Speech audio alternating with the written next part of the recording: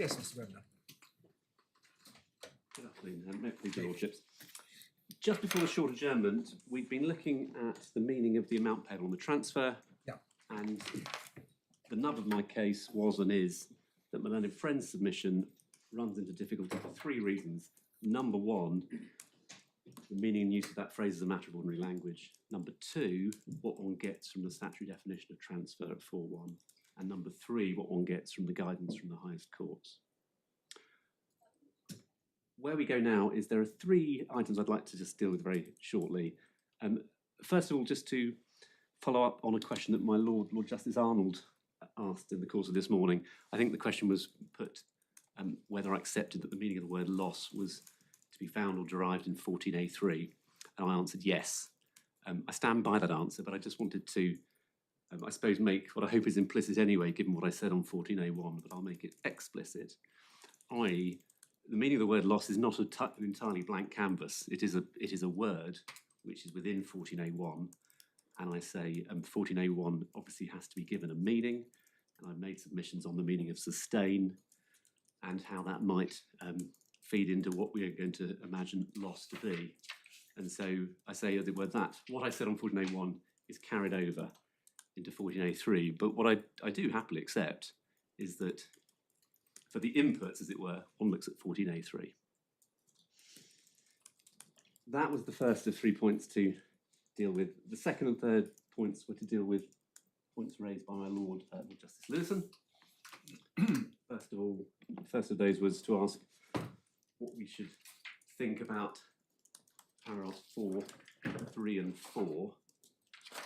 What I say is that paragraphs 4, 3 and 4 are related deeming provisions, providing for when something is treated as occurring in certain circumstances. They don't have the effect of cutting down the meaning of transfer in paragraph 4.1. So they're timing provisions. They are. And indeed, for what it's worth, that's exactly how the FTT in Andrews dealt with them. They said that they were timing provisions which didn't bear the weight that the taxpayer was trying to put on them in saying that they, as it were, bled into how you read 4.1.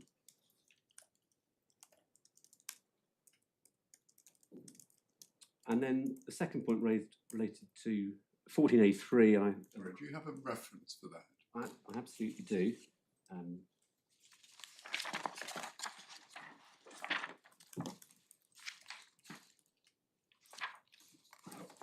What's the paragraph numbers? Yes, absolutely. Give me one moment, please. Yeah.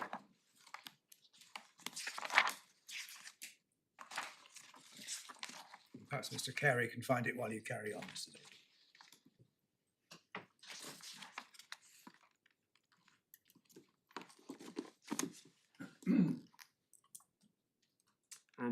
Andrew, paragraph 121. Thank you.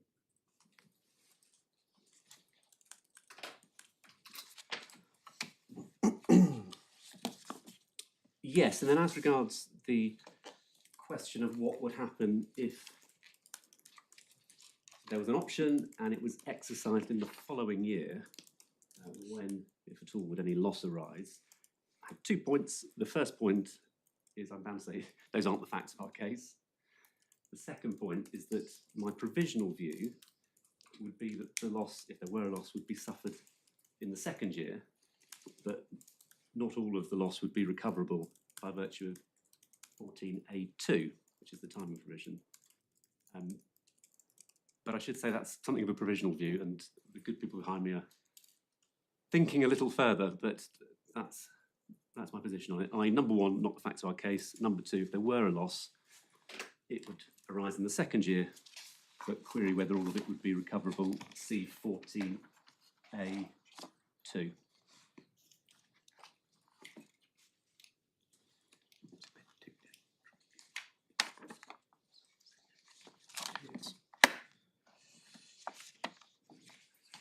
That was all that I wanted to say on ground 1, Roman 2. You'll recall there were 2 elements to ground 1, and I said I was going to deal with the second element first.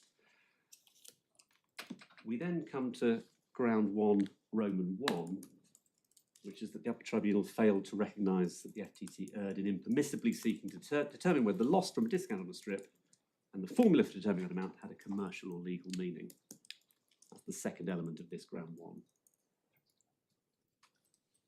I think I can take this more quickly for the reason that my Lord Justice Lewison gave earlier, i.e. that it's the second element which is perhaps key.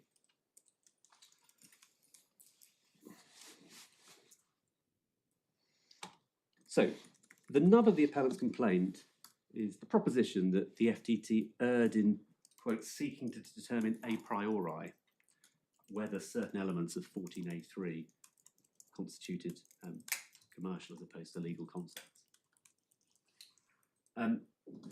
That's how it's put, for example, at paragraph 28 of the appellant's skeleton argument. And in turn, so the how argument... does that arise in this court? We're hearing an appeal from the Upper Tribunal. If it were asserted the Upper Tribunal made this legal error, then I can understand how it fits into the appeal. The And way I it's can also understand how it fits into an appeal from the FTT to the Upper Tribunal. I don't, at the moment, understand how it fits in with an appeal from the Upper Tribunal to this court. Well, it may be that I can deal with this extremely shortly. I don't want to run my learned friend's case. I think the way it's put is to say that the Upper Tribunal itself erred in failing to note the error of the first tier tribunal. Exactly. So the argument goes, the FTT erred in law. Yep. The UT erred by failing to recognise that error. Yes, that's how they put their case. I can state my position on it shortly. The FTT did not commit the alleged error, and accordingly, the Upper Tribunal did not itself in not noting the alleged error. Unpacking the position, the crux of the UT's analysis is at paragraphs 33 to 37. So it'd be great if we could go there. Upper Tribunal 33, 37.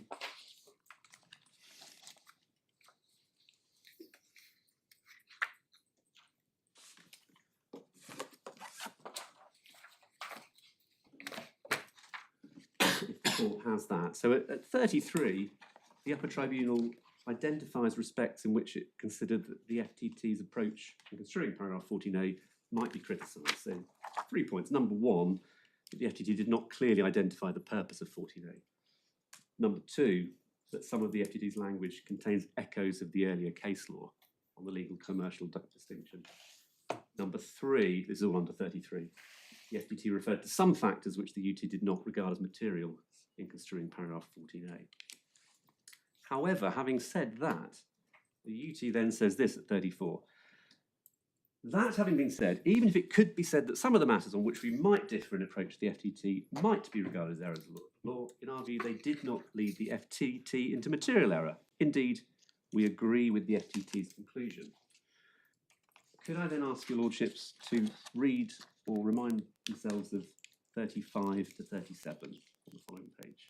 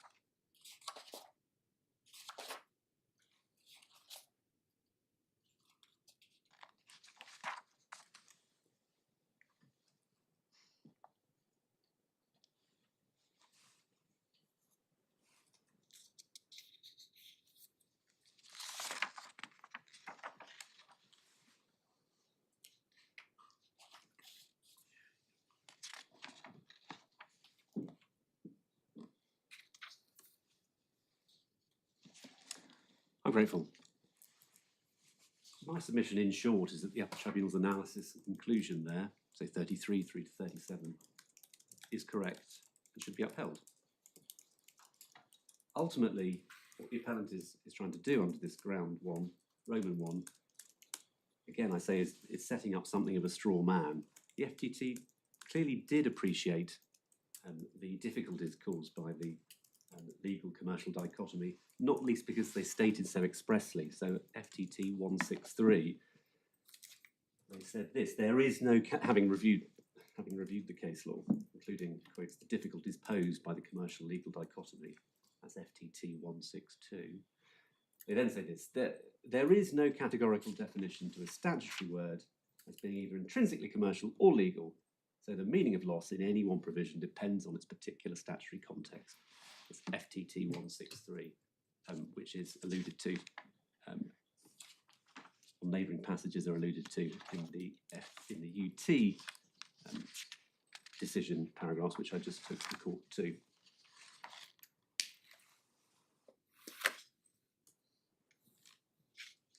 I mean, putting it shortly, I say ultimately the key question for this court is not whether a different court or tribunal might have spent more or less time dealing with certain debates within the authorities, but whether they landed in the right place, and the Upper Tribunal landed in the right place in dealing with that present decision. And I say, the reason that I've given, they did. If one wants more on this, then I would simply note that there is a bit more on this, paragraphs 27 to 29 of our skeleton, including reference to the Court of Appeal's case of London clubs, Authorities Bundle, tab 25, 551 at 569, where Lord Justice Etherton, as he then was, at paragraph 74, made the point of how important it is to give tribunal decisions a fair reading rather than approaching them as if they were a statute drafted by Parliamentary Council. That's within our skeleton at 27 to 29. Sorry to go back to a case we've already looked at, but isn't all this discussed in Rossendale, paragraph 53 onwards, when Lord Briggs and Lord Leggett, under the heading Legal and Commercial Consents, discuss the whole topic? They did. And they refer to England as a direct contradiction to what Lord Hoffman said in McNiven.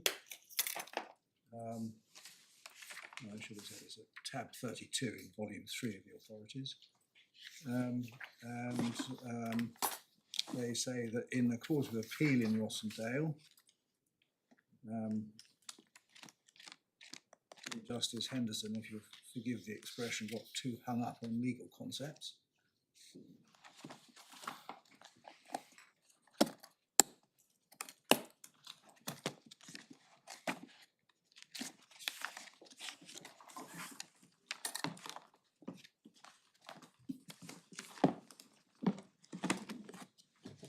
They say that at page 715 C to D.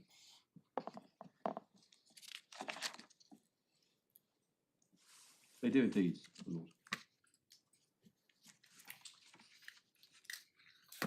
That is all I wanted to say on ground one.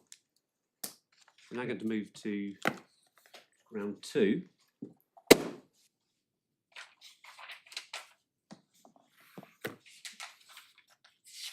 Ground two is that the Upper Tribunal erred in concluding that Berry was not inconsistent with UBS and was not wrongly decided and should be followed.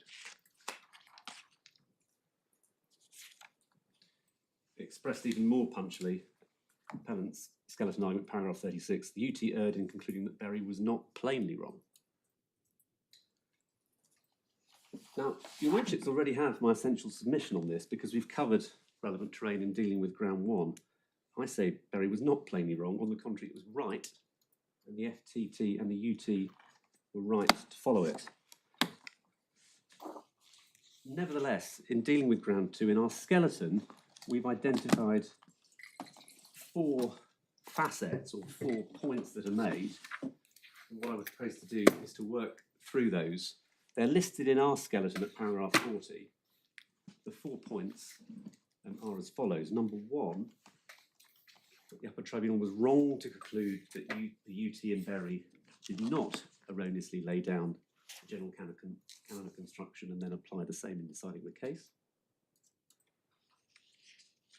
Number 2, that the UT erred in concluding that Berry is not inconsistent with UTS. Number 3, that the UT disregarded the appellant's submissions on the relevant specs of statutory material. And number 4, that the UT erred in producing an internally contradictory decision. Those are the 4 facets of ground 2 that we identify. In terms of the first of those, that the UT was wrong to conclude that the UT in Berry did not erroneously lay down a general canon of construction and then apply the same in deciding the case. I do say that's a somewhat puzzling submission. I have a number of points to make. First of all, it's worth keeping in mind the context. The focus of my learned friend's contention is on one of the subparagraphs, paragraph 31 in Berry. That's Authorities Bundle 477 for the court's note. And paragraph 31 in Berry is the Upper Tribunal's summary of what it described as the array of learning that it benefited from when guided through the case law by my learned friend, as well as Malcolm Gownie policy. So the Upper Tribunal certainly understood itself to be summarising the law as described by my learned friend. Secondly,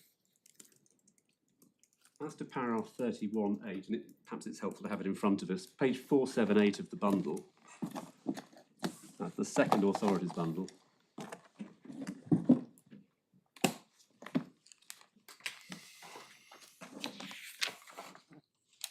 Berry begins at 467, and the particular paragraph is at 478. It's Roman 8, which sits within paragraph 31.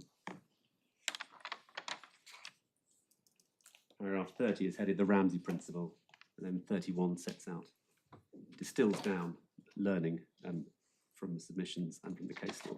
We're at 31.8, so page 478. So my first point is that the tribunal understood itself to be summarising the law as described by my learned friend. Second point, if we're within paragraph 31 Roman 8, this expressly states that one, opening line, one cannot classify all concepts a priori as commercial or legal. Not that one can, that one cannot. So on the face of things, this doesn't look like fertile ground to find an erroneous general canon of construction. Thirdly, insofar as the word generalisation makes an appearance in paragraph 31.8, this is the Upper Tribunal invoking the Supreme Court.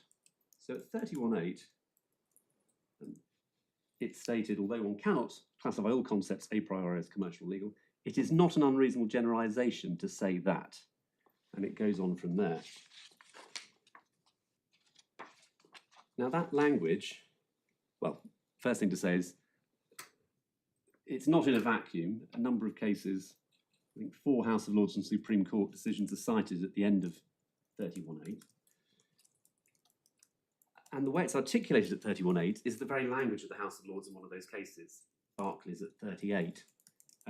We've quoted the relevant passage in our skeleton at paragraph 43. It's also within the bundle here. It's close by, so perhaps... Yes, we've looked at it. Looked at it. In that case, you'll have seen, therefore, that at paragraph 38 in Barclays, Lord Nichols says in terms that it is not an unreasonable generalisation, indeed perhaps something of a truism, but we do not think that it was intended to provide a substitute for a close analysis of what the statute means. So, taking stock, 31.8 begins by saying you can't classify all concepts a priori, and then in using the turn of phrase, not an unreasonable generalisation, is directly quoting from Lord Nichols in Barclays, who is ultimately making the same point. There is no substitute for a close analysis of what the statute means. Any other approach would be the very negation of purposive construction. But a priori means doing it in advance. Yes. And what the House of Lords seems to be saying is you don't say this kind of concept is commercial and this kind of concept is legal by some a priori process. But Lord Nichols seems to be saying that it's a reasonable generalisation once one reads the words properly in their context, it says there's no substitute for reading them in context. So one might very well end up on properly construing the statute, reaching the conclusion that it is indeed intended to refer to some commercial concept. What the guidance seems to be saying is you don't come in with a preconception based on the particular terms which are used. I think that's right. I think I'd say there's 2 points. Number one, I absolutely agree with Justice Miles that one element of the guidance is that you don't come in with a preconception. I think another element of the guidance is just trying to balance things out a bit in circumstances where Lord Hoffman had attempted to elucidate what Lord Wilberforce had said in Ramsey, in saying what Lord Wilberforce was doing was identifying, a commercial concept, and that was a rather new way of looking at things.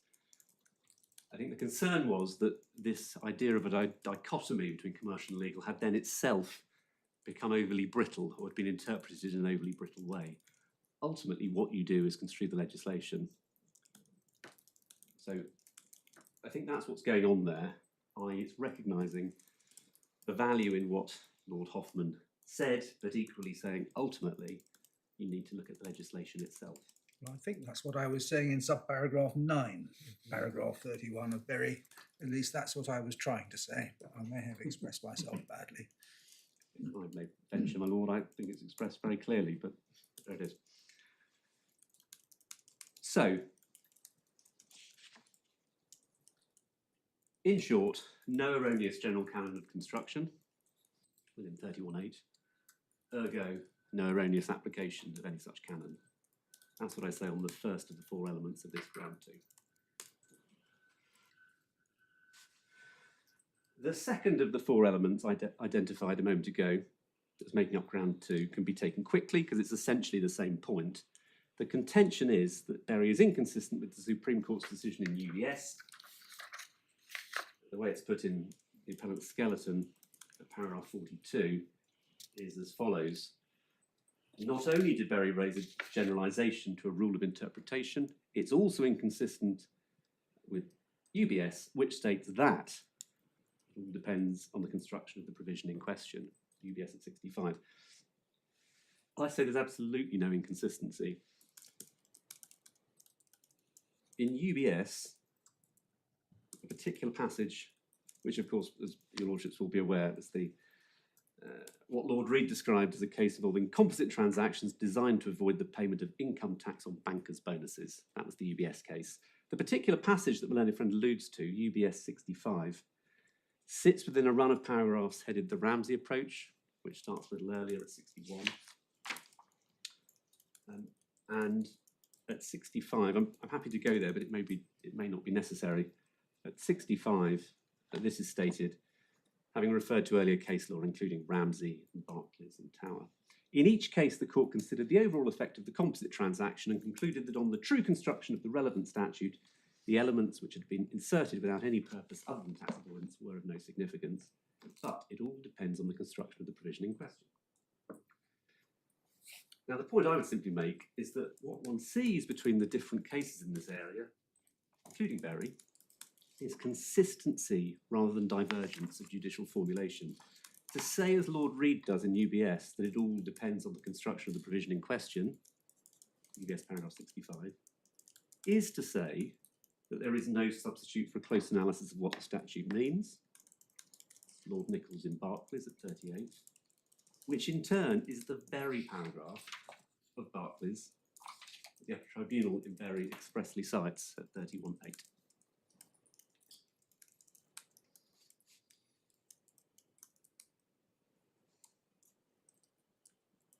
So, in short, I say there's no error in Berry in terms of that formulation. The case law wasn't mishandled. And correspondingly, the charge that the UT in the present case went awry in not spotting the Berry error falls away.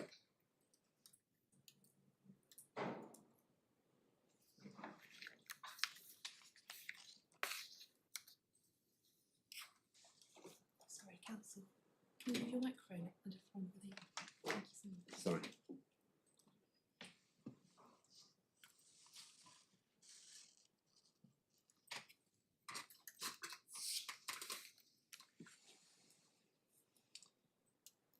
Is there a transcript being made of this There is a transcript being made. moment? And will you make sure that's provided to We us? absolutely will, yes.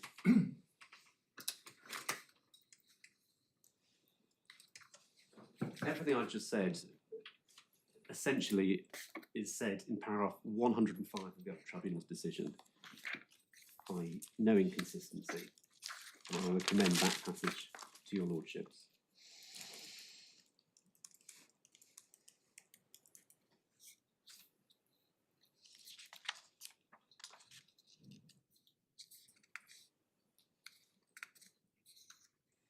That, I think, is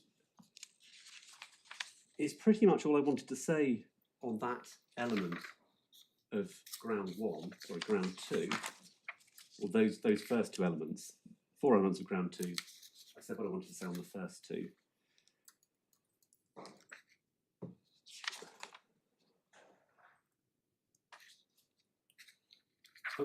I would perhaps add this.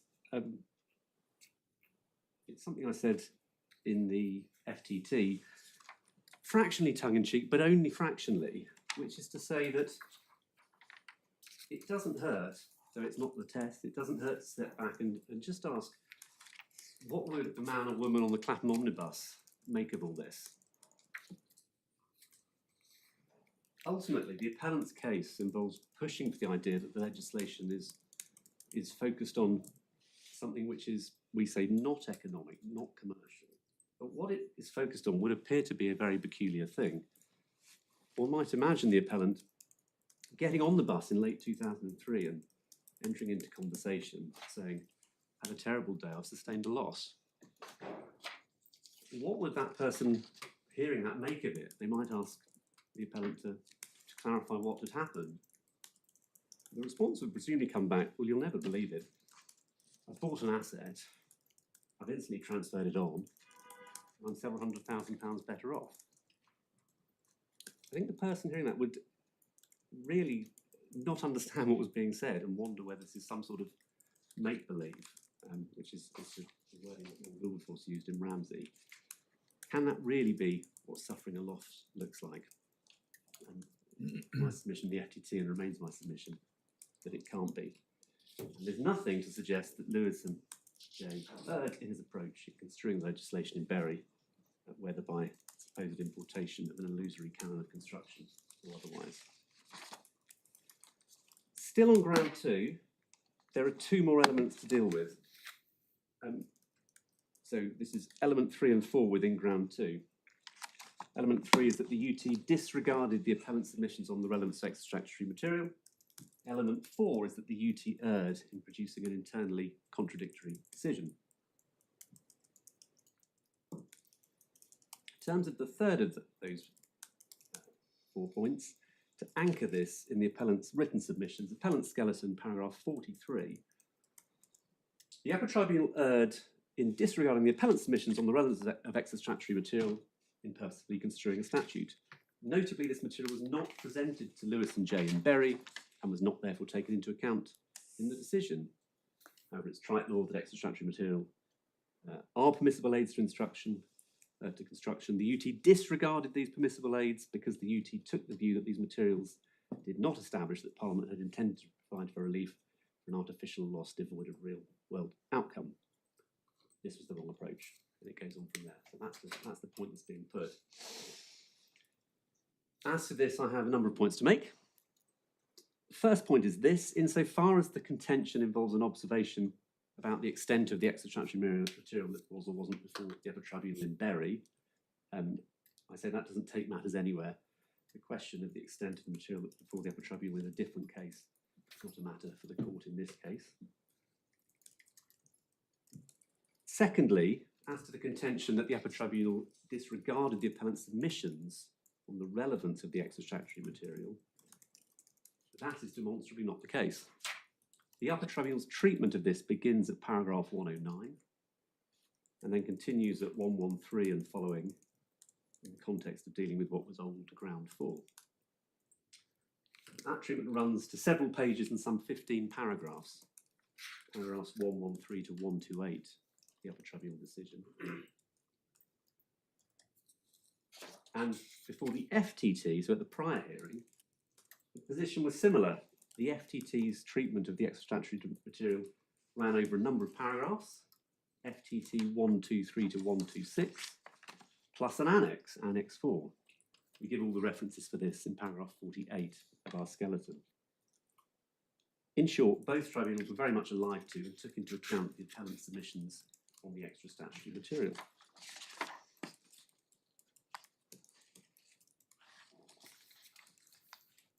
Ultimately, the fundamental point that was being put in relation to the extra-statutory material, both before the FTT and the UT, was that a review of certain consultation papers would reveal that the driver behind the provisions of Schedule 13, with which we're concerned, was simplification, tax simplification, and concerns as regards avoidance or anything else were absent, and an appreciation of this should drive the construction of the statutory provisions. So the way it was expressed in the appellant's Upper Tribunal skeleton was as follows. This was at paragraph 47. As is apparent from the extra-statutory materials, the statutory purpose, as originally enacted, was to simplify the taxation of bonds and gilts. And that was, as I say, to be contrasted with some wider interest or concern. The problem with that submission, as we submitted both the FTT and the UT, was that it was itself an oversimplification. It was not borne out by the material which the appellant sought to place weight on, in particular 2 consultation papers relied upon by Mr. Watts. We went through those papers in some detail to make that good before the FTT and the UT. I was looking back at the transcript from the Upper Tribunal hearing yesterday, and where we landed was my submission, which was as follows. Yes, simplification is an element, but it's manifestly not the only element. There are questions within the extra-statutory material of whether something is artificial or not, whether there is avoidance or not, whether something satisfies a real commercial need or not. These are the themes, the range of related themes that are involved. That was, as it were, my summary of where we got to.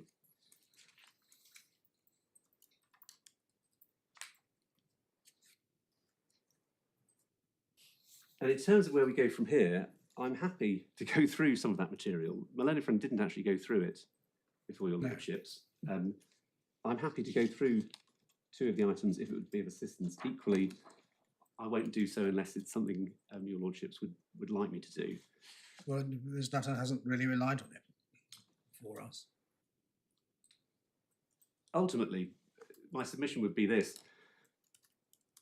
As it was before the FTT and the UT, by all means look at the extra-statutory material, and if your lordships wish to, it's in the back of the 3rd supplemental bundle. What is found there is that there are a range of interests, and it certainly doesn't fortify a submission that when you come to read paragraph 14a, you can read it as being, as it were, a commercial-free zone. I say you have to read the wording of the legislation.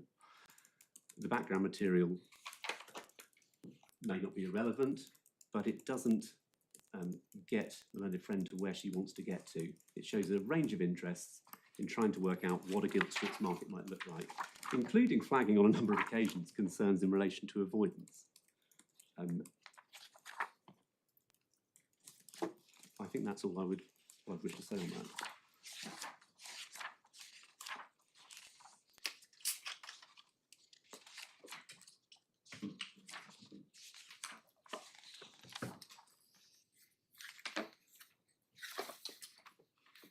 In that event, that takes me to the 4th and final element of this ground 2. This is the contention that the Upper Tribunal produced an internally contradictory decision. That's appellant's Court of Appeal skeleton at 39 to 41.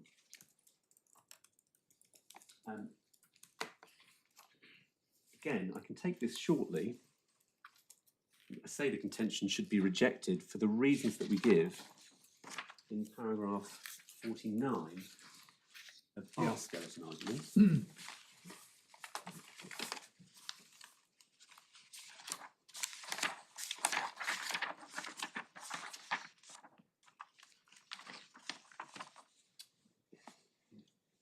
The fallacy in the appellant's position consists in focusing on a single subparagraph of the Upper Tribunal's decision 35.2, or indeed a single sentence within a single subparagraph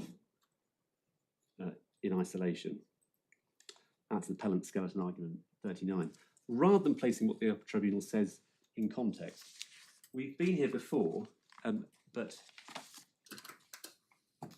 to dot the I's and cross the T's, what we're looking at is paragraph 35 of the Upper Tribunal decision. If the court wishes to go there, it's page 73 in the core bundle. It's a passage we looked at earlier.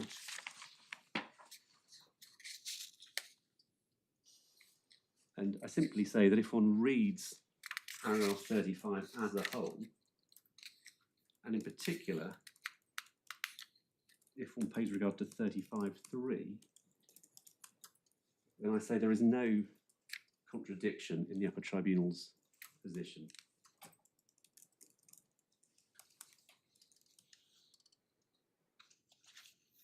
(35.3), as we described in relation to ground one, that does not mean that the inputs into the formula are not capable of purposive interpretation.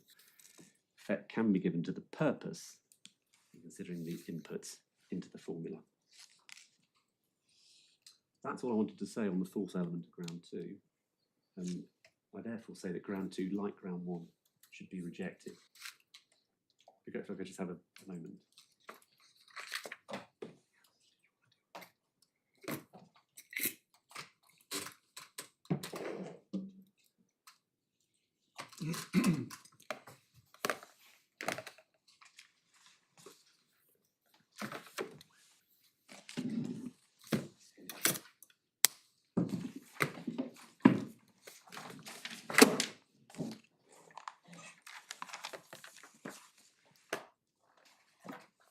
I think that's everything I wanted to say, save just to make sure I've made my position clear on the meaning of i.e. that one has to look at it in context. And looking at it in the context of the language here, I do say that on is capable of referring to a sum of money that might be transferred before or simultaneously with or after the particular event to which it refers. It could be prior to, simultaneously with, or after the particular event to which it refers. That doesn't involve any radical reading. It's just a matter of how the language works as a matter of ordinary English language. Unless I can assist further, those are my submissions. Thank you very much. Ms. Nathan, do you wish to reply? I do, my lords. If I could just take the points in order that they were made. So the first point was in relation to Andrew. In Andrew, again, we say that Andrew doesn't take the argument any further, my learned friend, my lord, because it depends on exactly the same purpose as found in Berry. I could take you to the relevant passages, but in fact, why don't I do that? Andrew is to be found at the second bundle of authorities at page 618. The relevant passages at 618. Second bundle of authorities, tab 28. It starts at 618, and the relevant passage is at paragraph 15. Paragraph 15, did you say? Yes, which sets out the arrangements. And then I'd like to take you to paragraph 121. So there were five, you have that, my lord, it's at page 624, paragraph 15.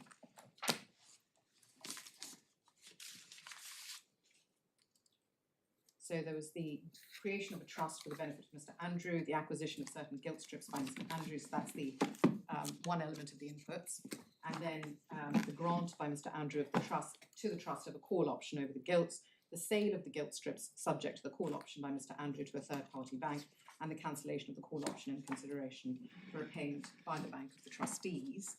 And then one comes to paragraph 120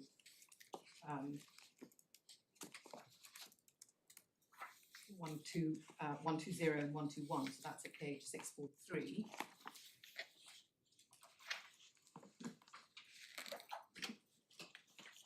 And this is an argument made by Mr. Yates in that case. His first point was that 14A3 requires that the amount that is taken into account must be payable on the transfer. He referred to paragraph 1, which defines a transfer for the purpose of Schedule 13, and paragraph 3, which determines when a transfer is treated as taking place when it is made pursuant to an agreement. Mr. Yates says that it is clear that paragraph 1 and paragraph 3, that the references to transfer in Schedule 13 are to the transfer to Investec pursuant to the sale agreement, and that it is only amounts that are payable on that transfer that must be taken into account. I disagree. Paragraph 1 provides a broad definition of a transfer. There is nothing in that paragraph which confines the interpretation of transfer in the present context to the transactions with Investec that take place pursuant to the sale agreement. Paragraph 3 is simply a timing rule and does not bear the weight that Mr. Yates seeks to put on it. And then on a purpose of construction of transfer, of the provision, a transfer must include all elements of a pre-planned scheme that are intended to pass the interest in the gilt strips to the intended transferee. So the point I'd like to make there in relation to Andrew is that the Investec arrangement in that point was the item at 15.4, the sale of the gilt strips subject to the call option by Mr. Andrew to a third-party bank. So that there was actually a transfer properly so called, as we say it is, under para 4.1, in falling within the sale element of it. And that amount ought to be taken into account. So we don't quibble with that. The fact that what we're saying is that there was in fact a transfer of gilts, you take the amount into account. In this case, there was only a transfer of gilts when the option was exercised. You don't take any other amount into account. The other point we'd like to make about Andrew is the reference to 4.3, and this goes to one of the questions you asked my learned friend, my lord, which is what, if any, role does it play in the interpretation of 4.1? And my submission would be that it does play a role because it gives you a flavour of the sort of thing that 4.1 is looking at, because it refers to a point at which entitlement arises. If I could just read out the relevant part of 4.1 to you, 4.3 to you, forgive me. That's to be found at PDF 27, so this is in version 3, which is the relevant version for these years. So you will be intensely familiar with paragraph 4.1 and the list, sale, exchange, gift or otherwise, and then 3 states, for the purposes of this section of the schedule, a transfer or acquisition of a security made in pursuance of an agreement shall be deemed to take place at the time when the agreement is made, if the person to whom the transfer is made becomes entitled to the security at that time. So there's a reference to entitlement, there's a reference to ownership passing, and that, we say, feeds into our interpretation of or otherwise, where it appears in paragraph 1 of paragraph 4. The third point I'd like to make in relation to Andrew, again, relates to paragraph 4, which is that the tribunal did not, in that case, undertake an eusdem generis analysis at all of the term transfer. So if one were to look at paragraph 121 to which I took you, paragraphs, that's in PDF 643, there is, while dealing with paragraph 4.1 at paragraph 121, there is no reference to the sale, exchange, gift or otherwise. There is no attempt to try and understand what the or otherwise might mean. There is just a statement that on a purpose of construction of the provision, the transfer must include all the elements of a pre-planned scheme that are intended to pass the interest in the gilt strips to the intended transferee. And the purpose that they're referring to there, so that's one error we say anyway in Andrew. It doesn't take us any further than the grounds of appeal here. But the reason that they refer to purpose, and the purpose they're referring to, is the purpose with which we quibble, which is the purpose as identified in Berry. And that is set out at paragraph 83 of that decision, of the Andrew decision, PDF 637. Yep. Paragraph 83, the principles that are derived from Berry are therefore as follows. First, the Ramsey principle must be applied in construing 14a. This is not in dispute between the parties, indeed it isn't in dispute here either. Second, the purpose of para 14a is to be derived from 14a(1), namely that a person who sustains a loss from a discount on a strip should be entitled to relief from income for that loss, but that loss in that context should reflect what Mr. Justice Lewison describes as real commercial outcomes, Berry 52. And we say that is the error that we're complaining of here, that paragraph 31, and my learned friend took some time spent on Berry 31. Paragraph 31 sets out the principles to be derived from the Berry case, from the Ramsey cases. One comes as far as paragraph sub 8 of paragraph 31, and everything follows the case law. But then there comes this generalization, and then the generalization is then, as it were, cordoned off as being a generalization in sub 9. But then when one comes to the reasoning at paragraph 51 and 52, it's an application of the generalization, not a construction of the words themselves, because it is accepted that the FTT's analysis of the purpose was to be identified only by regard to 14a(1) and not taking into account the fact that 14a(1) referred, in effect, was being defined by 14a(3), so that both needed to be read together to understand the purpose. So it is not so much the statement of the generalizations of 31, 8 and 9, but the fact that they are applied without, it seems, without looking at the specific statutory provisions beyond 14a(1). So that is the point that we make about Berry, and the point we make about all the cases that rely on Berry for that, including Andrew. The bit in Berry, which is being referred to there, really made 2 points as I read it. One is that the point about the A minus B point, and you say to that, well, actually, the paragraph does have an A minus B, because that's subparagraph 3b. Yes. But the second point it makes is that what one is looking at more generally in this section is what's called here real commercial outcomes, Yes. as opposed to what's called in some of the cases artificial, or I can't remember the exact words, something like mathematical losses, something Arithmetical differences, Arithmetical. was Lord Wilberforce's expression. yes, differences. So there are 2 separate points, and the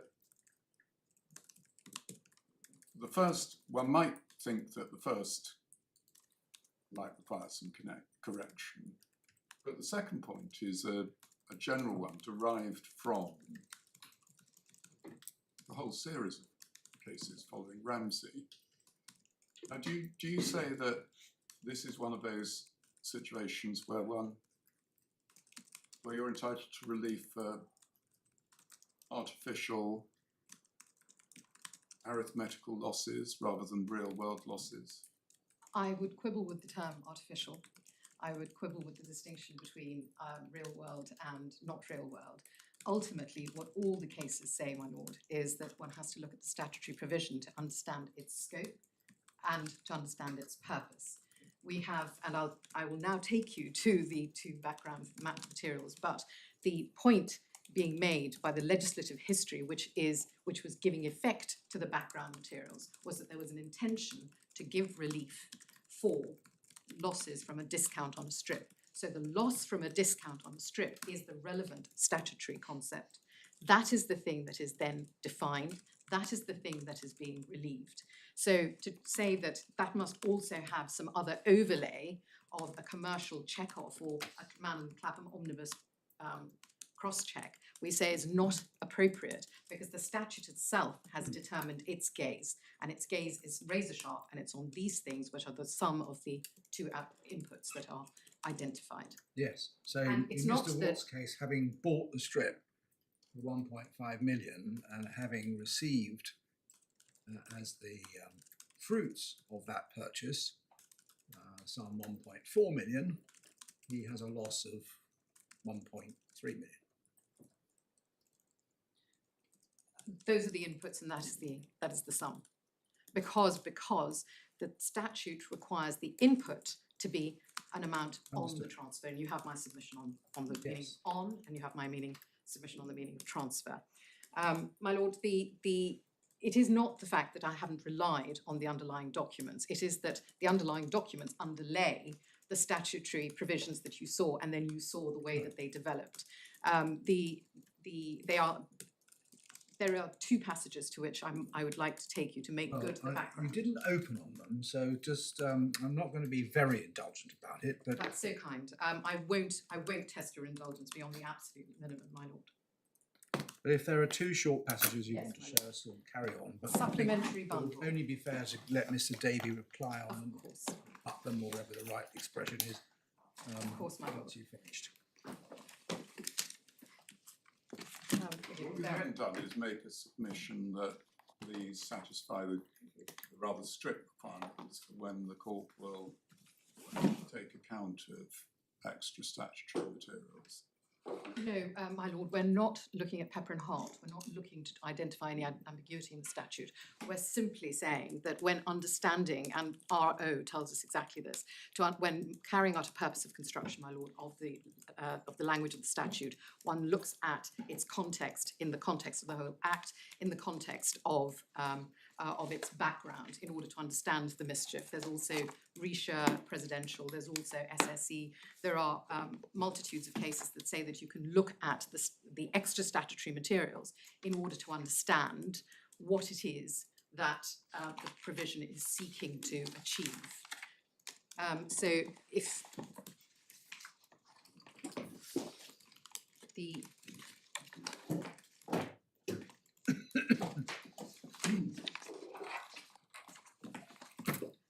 So the special treatment for gilts, if I might take you to that, the explanatory note in Finance Bill 2003, and that's to be found at tab 42.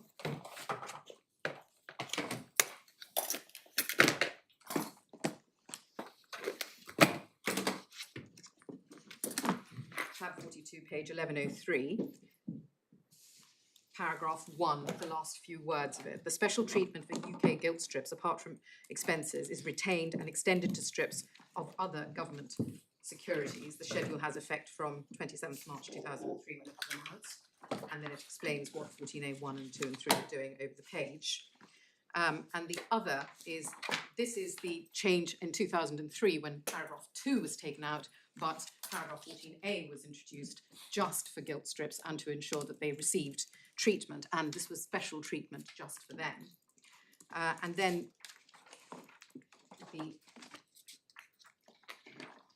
the other document to which I wish to take you, my lords, is at tab 37.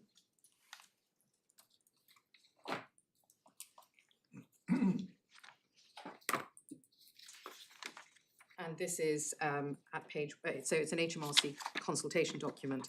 The document in the following tab is a mirror document produced by the Treasury, produced at the, by the Bank of England, produced in May 95 at about the same time.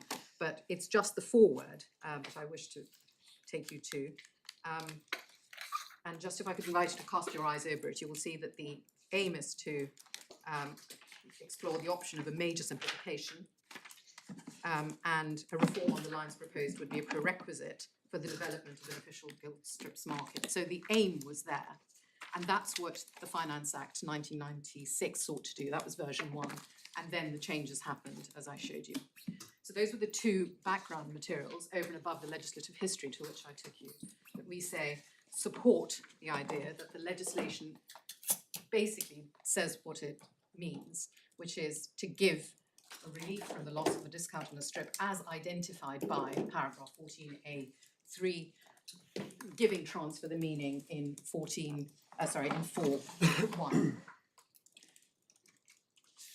That was as much as I was going to say on that point. I just have a couple further points. My learned friend said that George Wimpey didn't assist. What George Wimpey was about, that was the case that I cited, saying it's one of two that shows you that the grant of an option is not itself a grant of any interest in the subject matter of the option. George Wimpey was an option over land, and the question was whether it was itself a conveyance or sale that was stampable. And Lord Justice Stamp said in that case that there was no question about the underlying subject matter of the land having been disposed of in any way. It was only a question of whether the option contract itself was property which was stampable for the purposes of stamp duty. But you have my submissions on the 5% shares for group relief in J. Sainsbury and O'Connor, which we say make good the point that when you grant an option over the thing, nothing passes until exercise. That takes me to SPI, on which my learned friend relied, and that's to be found in the second bundle of authority at tab 20, Scottish Provident, tab 20, and the passage to which my learned friend took you supports what I have just said to you. Paragraph 19 is to be found at page 440, my lords. Yes. And that depends upon what the statute means by entitlement. If one confines one's attention to the Citibank option, it certainly gave Citibank an entitlement by exercise of the option to the delivery of the gilts, i.e. the entitlement arose on exercise of the option, not prior to, not pending. So the grant of the option itself didn't take you any further. And SPI in any event is not assisting you, we would say, in understanding what 14A is trying to do, because what Citibank was concerned, what SPI was concerned with was cross options, each giving them entitled to gilts, to the specific items, which were then going to be exercised together and therefore bound to be cancelled. So on that basis, was there any practical meaning of entitlement to gilts? It wasn't whether each gilt option itself would, on exercise, give rise to a right to the gilts.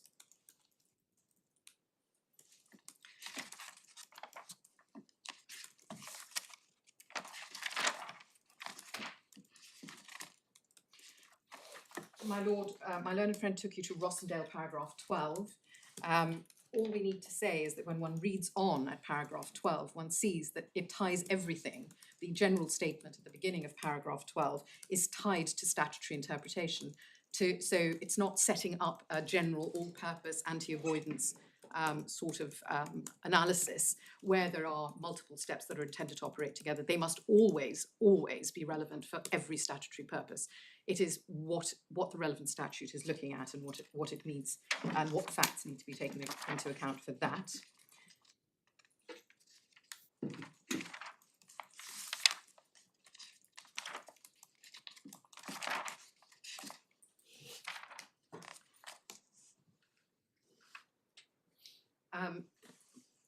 There was one point my Lord Justice Arnold asked about the dates on the index. So those dates are reliable. Those dates refer to the dates of the royal assent of the amending act. But as with all amending acts, the enactment may in fact take effect from an earlier date, which is why the tag at the top tells of the relevant legislation gives you a date range for when they were applicable. The dates in the index are the dates of the royal assent of the amending act. Thank you.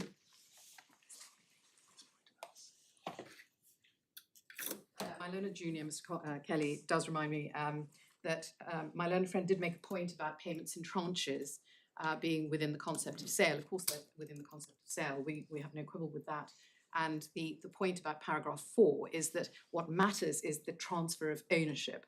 If the payment happens, if the obligation to payment arises and is paid over different dates, that doesn't affect the date on which the transfer occurs. And we say that paragraph 4.3 assists in that analysis as well. But if there's a contract and conveyance, which is quite a normal sort of sale of property, do you take into account, do you add up the two payments, or do you just have one when transfer of property takes place? Well, it depends on what one means by the transfer of property there, because one would say, would one not, that there is a beneficial interest that passes on day one. I mean, it's the analysis Well, when there's you, deep waters, but normally it's the full transfer of property takes place on the events. And suppose that the contract actually said that, because parties could agree it. The property shall pass on completion. my lord, the issue, as we would put it, is the identification that or otherwise must require property to pass.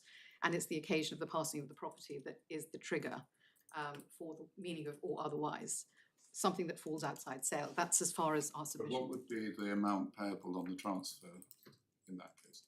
Well, if the obligation has arisen, we would say it's the point at which the obligation arises, which marries up with the transfer. So if you have a contract, the contract is say it's an unconditional contract, then the contract, we're told by 4.3, will take effect on the date of the contract, if that's the date on which the person becomes entitled. But if it's a conditional contract, it's the date on which the condition is satisfied, and that's where 4.4 comes in. Well, I'm not sure that's quite the same as the question that my lord is asking. Posit a situation in which somebody contracts to buy a property. £100,000 is payable when the contract is signed, £900,000 is payable on completion. Is the amount payable on the transfer 900,000 or 1 million? If the contract gives the transferee the ownership, then it is that amount that one takes into account. But if both are required in order to perfect ownership, then it's arguable that both need to be taken into account. But what we have here is very far from that. What we have here is no transfer whatsoever of the gilt strips until such time as there is exercise. So I don't need to go as far as trying to identify other circumstances. What I need to be able to identify is something that is consistent in or otherwise with the things that come before it. And we say that that is the passing of property. All right. My lord, if there's nothing else I can assist you with. Mr. Davey, do you wish to say anything about the two pieces of extra statutory material that we were just shown? Just perhaps 60 seconds, if I may. The first was the explanatory notes to clause 181 to the Finance Bill. I have nothing to say on that, so that I ask that the court reads all of it. The second was the Inland Revenue consultative document. What I would say on that is that the court was taken to the opening paragraph, which starts by saying the current tax rules for gilts and bonds originate in the 19th century. This is at page 1049 in the bundle, and goes on to talk about the fact that there's complexity and anomaly and traps for the unwary, and that they're trying to do something about this. I say on a fair reading of this document, this is not saying that the only thing which is in focus is simplification, not least because if one turns the page to page 1050 and reads paragraph 5, it states in terms that present position raises wider issues than tax simplification. And then it goes on to set out a number of things that are relevant, including, final bullet, it provides scope for exploitation and avoidance at the expense of the exchequer. So in other words, it's saying, we're having a look at this, there's quite a lot to think about, there's forms of avoidance, and it's not just about simplification. So if and insofar as the legislature is trying to use this as a launch pad to say that when you get to the legislative wording, then it has to be read in a particular, I would say, narrow fashion in view of the consultative documents. So that's not a fair reading of them. So I'd simply ask that the Inland Revenue consultative document be read in full, and the corollary, the Bank of England consultative document, which is the next item in the bundle, it's tab 38, page 1071, also be read. They're reasonably short documents. Right. Well, thank you very much for your interesting arguments. There's obviously quite a lot to think about. So you will get a draft judgment in due course. We will reserve our decision until then. I hope nobody's put it on their Christmas wish list because you might be disappointed. The draft judgments, when you get them, will come with a fierce embargo, which means what it says, so the draft can be distributed only to those on the distribution list. Receipt of the drafts is your opportunity to correct our English, but not our reasoning, and not to introduce new points.